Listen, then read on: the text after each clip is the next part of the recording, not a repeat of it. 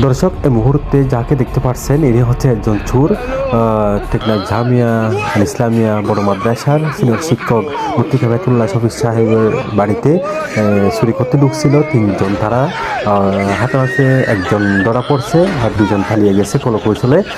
তাকে এনে টেকনাফের অন্যতম নেতা বিএনপির নেতা জব্বার ভাইয়ের কাছে তাকে তুলে দিছে। জব্বার ভাই নিজের হাতেই দেখতে পাচ্ছেন শাস্তি দিচ্ছে, রং দিয়ে তার মাথায় একটা কালার করা হচ্ছে। এখানে 2-3টা রং দিয়ে তার মাথায় আর মুখে রং দিয়ে তাকে শাস্তি দেওয়া হচ্ছে। মানে মারপিট করে নাই, একটাও মারে নাই তাকে।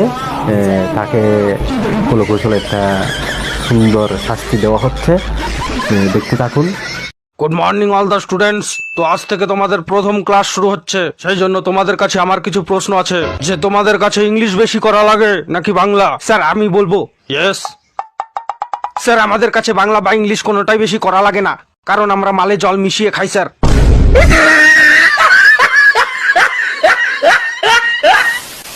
ইয়ে তোর লজ্জা করে না?